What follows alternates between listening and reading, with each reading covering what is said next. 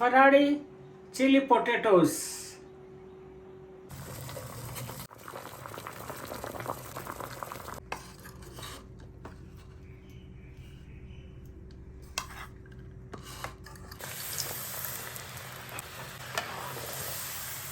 Light pink color.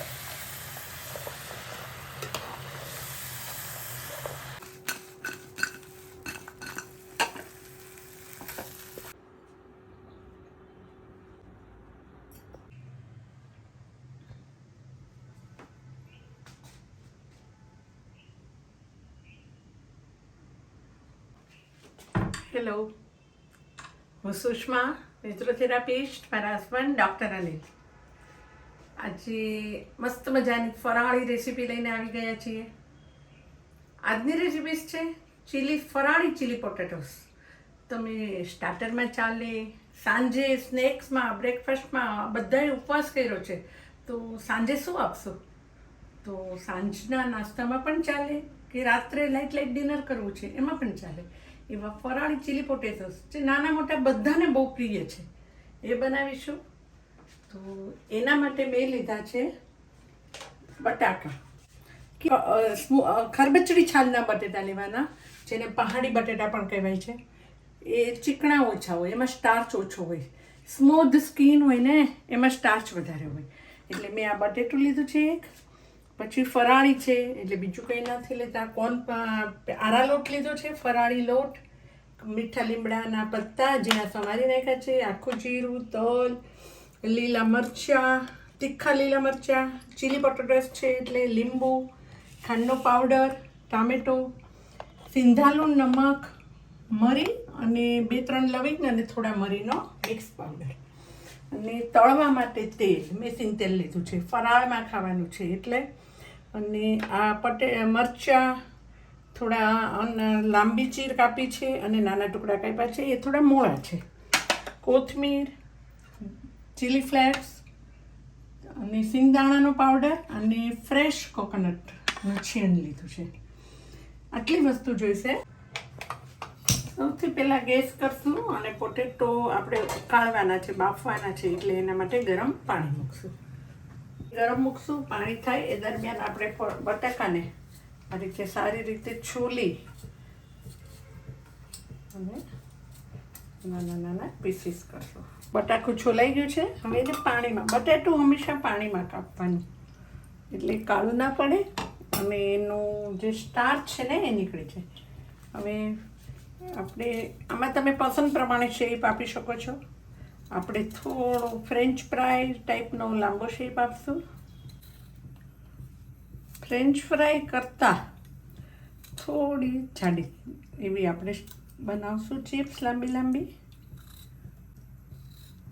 આ રીતે લાંબુ હોય ને તો એક સરખી થાય ને ચિપ્સ, એટલે આ રીતે પહેલાં બંને બાજુથી કરો પછી એક બાજુથી કરો, એટલે બધા શેપ તમારો એક સરખો આવે. રીતે આ થઈ ગઈ છે. હવે એને 2 થી 3 વાર સારી રીતે ધોવો.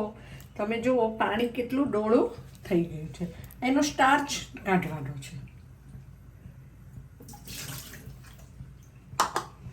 એકદમ ઠંડા પાણીથી ધોવાની છે. મસળીને બટાકા ધોવાના છે. મેં 3 વાર ધોઈ કાઢ્યા. હવે તમે જુઓ કે પાણી એકદમ ચોખ્ખું છે એટલે એનો સ્ટાર્ચ નીકળી ગયો. અને સિંધાલું મીઠું ફરાળનું છે એટલે 1 ટીસ્પૂન સિંધાલું નમક નાખો અને ઉકળવા દો. એટલું પાણી બરાબર બોઇલ થઈ ગયું છે. આટલા સ્ટેજ ઉપર આવે ને એટલું બોઇલ કરવાનું. ત્યાર પછી આપણે જે બટાકાના પીસીસ કાપ્યા હતા ને એમાં રાખવાના છે. 70% કૂક કરવાના છે. ઢાંકી દો. લગભગ 4 મિનિટમાં થઈ જશે. 4 મિનિટ થઈ ગઈ છે. હવે આપણે જોઈએ બટેટાને, અને ચપ્પુથી કટ કરી શકો. આસાનીથી ચપ્પુ થઈ જાય અંદર એટલે આ 70% કૂક થઈ ગયા છે. 70% કૂક થઈ ગયા. ગેસ કરો બંધ અને આને એક સ્ટ્રેનરમાં કાઢી લો. આ રીતે આપણે સ્ટ્રેનરમાં કાઢ્યા પછી બટાકાને એકદમ ઠંડા નથી પડવા દેવાના. ગરમ ગરમ હોય ને ત્યાં જ તમારે પાણી બધું નીતરી જાય એટલે એને એક અલગ બાઉલમાં રાખો. હવે તમે એમાં સિઝનિંગ કરો. આપણો આરા લોટ ફરાળી છે, એટલે હું તમને કહીશ આટલા બટેકામાં કેટલા ટેબલ સ્પૂન આરા લોટ જોઈએ. ધીમે ધીમે આના ઉપર આરા લોટને સ્પ્રિંકલ કરો અને હલાવતા જાઓ. પાણી તો છે જ, એકદમ નિતાર્યા નથી, ગરમ ગરમ છે, એટલે આપણો આરા લોટ બધો જ બટાકાની ચિપ્સ એબ્ઝોર્બ કરી દેશે. આ રીતે એને હલાવો.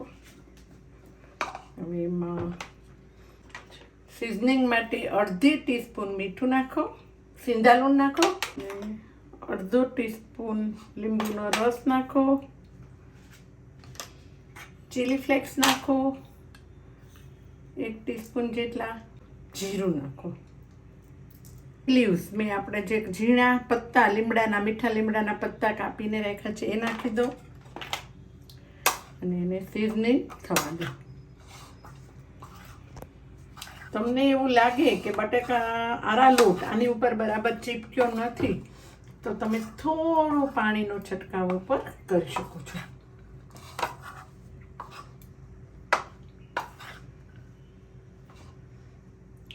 થોડો આરા લોટ નાખો.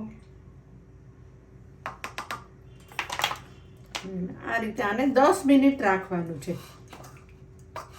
બટેટા ફ્રાઈઝને 7-8 મિનિટ થઈ ગઈ, એટલે ગરમ તેલ તળવાની છે, તેલ મૂકો ગરમ. અને દરમિયાન જુઓ આપણી 7-1 મિનિટ થઈ છે. આપણો બધો જ મેં આરા લોટ ગરમ ગરમ ચિપ્સ હતી બટાકાની, એની અંદર બધું આ રીતે, પાણી આપણે કોઈ નાખ્યું નથી, પણ ગરમ હતી ને એટલે બધું આરા લોટ એને એબ્ઝોર્બ કરી લીધો. તમને હજી એવું લાગે તો થોડો, મેં 3 ટેબલ સ્પૂન નાખ્યો, હજી થોડો સ્પ્રિંકલ કરો અને 1 ટીસ્પૂન પાણીને સ્પ્રિંકલ કરો. આ રીતે મિક્સ કરો. આપણું તેલ ગરમ થઈ ગયું છે, આપણે ચેક કરીએ. આ રીતે થોડું નાખીએ, એકદમ ઉપર આવી જશે. યસ, તેલ થઈ ગયું છે. હવે તમે આ રીતે એક ચિપ્સ જે બરાબર લપેટાઈ ગઈ છે આના લોટમાં એ નાખો અને ફાસ્ટ ગેસ રાખવાનો છે.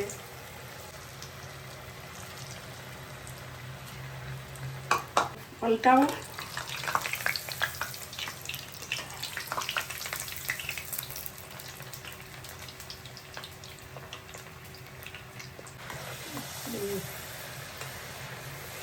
બધી ચિપ્સ તળાઈ ગઈ છે. આ રીતે લાઇટ ગોલ્ડન કલરનો આવે એ રીતે તમારે કાઢવાની છે. તમે જુઓ કેટલી ક્રન્ચી થઈ છે. અવાજ કેવો આવે આપણે કાઢીએ તો. તેલ નિતારીને કાઢો, પ્લાસ્ટિકની ડીશ, મોલ્ડ, એમાં પેપર, તો પણ આટલો ક્રન્ચી અવાજ આવે છે. એટલી ક્રિસ્પી થઈ છે આપણી. આની ખૂબી એ છે, આરા લોટ સ્પ્રિંકલ કરવાની ખૂબી છે. તૈયાર છે. એ બધી છૂટી છૂટી નાખવાની છે. તેલ થોડું સરખું મૂકવાનું છે. ધીમે ધીમે બબલ બેસતા જશે એટલે તમારે પલટાવવાનું. પણ થઈ ગઈ એકદમ ગોલ્ડન બ્રાઉન કલરની ક્રન્ચી તળાઈ ગઈ. ગેસ કરો બંધ.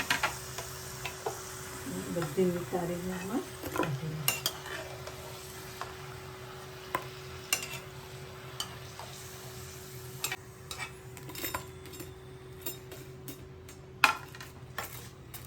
એકદમ ક્રન્ચી રેડી. હવે આના માટે આપણે મસાલો કરશું. ગેસ કરો. પોટેટોઝનો સોસ કરવા માટે, ચીલી પોટેટોઝનો સોસ કરવા માટે એક પેન ગેસ પર ગરમ મૂકો. તમે 1 ટેબલ સ્પૂન, આટલા માપ માટે 1 ટેબલ સ્પૂન તેલ નાખો. તેલ ગરમ થાય ને એટલે 1/2 ટીસ્પૂન જીરું નાખો. થોડા લીમડાના પત્તા નાખો. તીખા લીલા મરચાં મેં જે બારીક પીસીને નાખ્યા છે એ તમારે ટેસ્ટ પ્રમાણે નાખો. અને આપણા ટામેટો ઉપવાસ છે, જો તમે ટામેટા ખાતા હોય તો ટામેટા નાખો. ગેસ ધીમો કરો. ઓકે, અમે લોકો ટામેટા ખાઈએ છીએ. ઉપવાસમાં શું ખાવું શું ન ખાવું એ તમારા પોતાની રીતે છે. એટલે આ રીતે ટમેટા નાખો. ટમેટા નાખ્યા પછી એમાં 1 ટીસ્પૂન સિંધાલુણ મીઠું નાખો, જેથી ટમેટાની ગ્રેવી જલ્દી થઈ જાય. ગેસ ધીમો જ છે. મેં એક મોટું ટમેટું નાખ્યું હતું. બધા આ રીતે મસ્ત પેસ્ટ થઈ ગયું છે, તેલ છૂટું પડ્યું છે.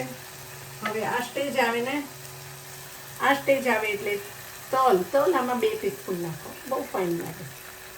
સિંગદાણાનો પાવડર એ પણ 2-3 ટીસ્પૂન નાખો. મિક્સ કરો. આપણે ફ્રેશ કોકોનટ તમને પસંદ હોય એટલું નાખો. અડધું હમણાં નાખી દો, લગભગ 3 ટીસ્પૂન જેટલું હમણાં નાખી દો. મરચાં મેં અલગ અલગ રીતે કાપ્યા છે, બંને રીતે નાખી દો. ચીલી પટેટસ છે એટલે મોડા મરચાં. ખાંડનો પાવડર 2 ટીસ્પૂન નાખો અને સાથે લીંબુનો રસ. ઘણા વિનેગર પણ નાખે છે, પણ આપણે વિનેગર નથી નાખવું. આપણે લીંબુનો રસ 2 ટીસ્પૂન અને ફરી એને હલાવો. ફરાળી સોસ બની ગયો. આ 1 ટેબલ સ્પૂન આરા લોટ લો, એમાં થોડું પાણી,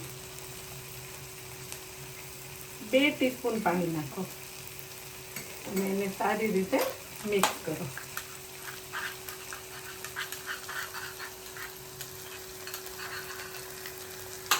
અને એ આમાં તમે નાખો.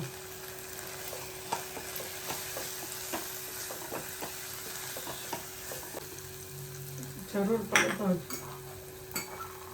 હજી 1 ટીસ્પૂન પાણી નાખો.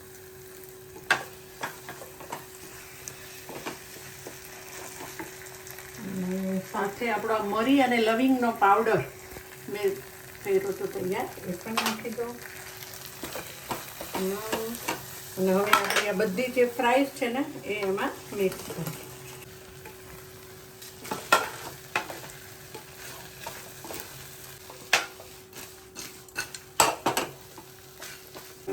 બાકીના મરચાં તમને પસંદ હોય એટલા નાખી શકો છો, નાખી દો. થોડો કોથમીર પાવડર નાખો અને આપણા રેડ ચીલી ફ્લેક્સ એ પણ થોડા ઉપર નાખો. ફરી હલાવો. 1 ટીસ્પૂન લાસ્ટમાં પાણી નાખો. તમને જેવું ઢીલું જોઈતું, આવું ઠીક થવું હોય તો તમે આવું રાખી શકો છો. બાકી થોડું પાણી નાખો એટલે થોડું હસાદાર થાય. ગેસ કરો બંધ. આપણા ફરાળી ચીલી પટેટોસ રેડી. ગેસ કરો બંધ. સીઝી ગયું છે. એને એક સર્વિંગ ડીશમાં કાઢી લો.